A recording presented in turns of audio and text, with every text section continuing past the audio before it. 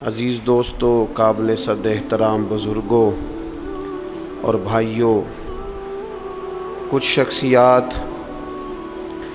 کچھ لوگ، کچھ حوالے ایسے ہیں کہ جن کا نام ہی، جن کا تذکرہ ہی بزرگی کی علامت ہے، اور جن لوگوں کا ذکر ہی انسان کے دل کو سکون عطا کر دیتا ہے۔ اللہ تبارک و تعالیٰ کے کچھ محبوب بندے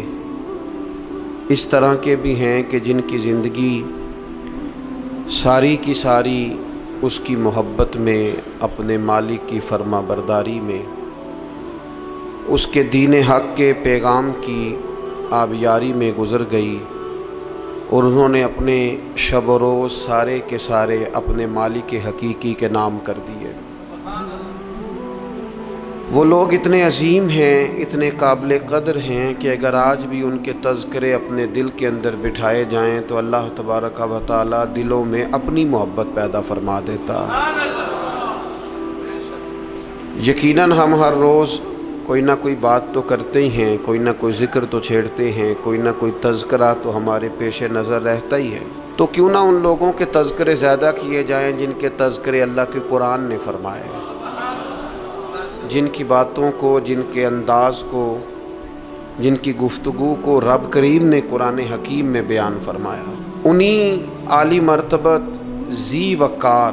اولی العزم لوگوں میں سے ایک بڑی ہستی حضرت ابراہیم علیہ السلام کی ہے۔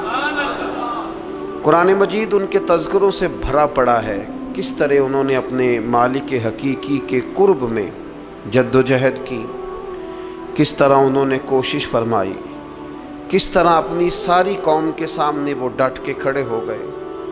کس طرح انہوں نے کفر و شرک کے ایوانوں میں پیغام توحید بلند فرمایا، اور اس کے سامنے جتنی بھی رکاوٹیں آئیں، جتنی بھی آزمائشیں آئیں، جتنی بھی پریشانیاں آئیں، جتنی بھی لوگوں نے ان کے خلاف مہم جوئی کی، جناب ابراہیم کھڑے رہے، حتیٰ کہ ساری قوم نے مل کے آگ جلائی۔ جلانے والے سارے تھے اور جلنے کے لیے تیاری صرف حضرت ابراہیم خلیل کی تھی۔ ان ساری آزمائشوں سے، ساری تکالیف سے، سارے دکھوں سے حضرت خلیل علیہ السلام جب ہو گزرے تو رب کریم نے فرمایا واتخذ اللہ ابراہیم خلیلا، فرمایا اللہ تعالیٰ نے ابراہیم علیہ السلام کو اپنا گہرا دوست بنا لیا۔ ابراہیم علیہ السلام رب کے گہرے دوست ہیں، خلیل ہیں۔ نبی اکرم نور مجسم شفیع معظم صلی اللہ تعالیٰ علیہ وسلم تو حبیب ہے نا اللہ کے، حضور تو امام ہے نا رسولوں کے۔ نبی پاک کو تو اللہ نے جناب ابراہیم علیہ السلام سے بھی اونچی اور بلند رتبہ شان عطا فرمائی ہے نا، لیکن اس کے باوجود کہ حضور امام الانبیاء ہیں، سرور انبیاء ہیں، سید الرسل ہیں،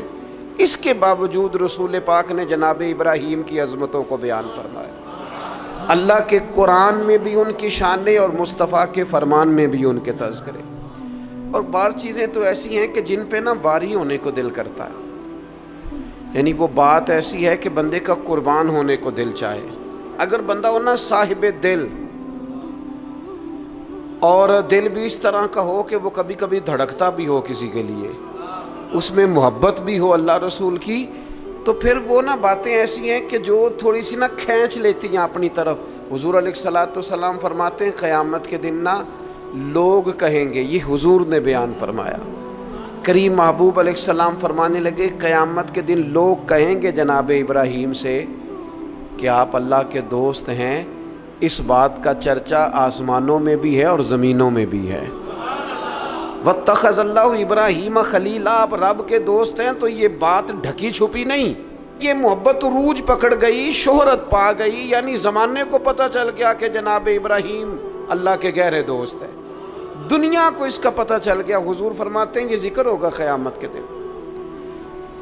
آپ اس شخص کی عظمت کو سمجھ سکتے ہیں کہ جن کے تذکرے، جن کے القابات، جن کی شانیں اس زبان سے بیان ہوں جس زبان سے رب چاہتا ہے کہ اس کی توحید کا تذکرہ ہو۔ قل هو اللہ احد، محبوب آپ فرما دیں کہ اللہ ایک ہے، حضرت ابراہیم علیہ السلام کی عظمت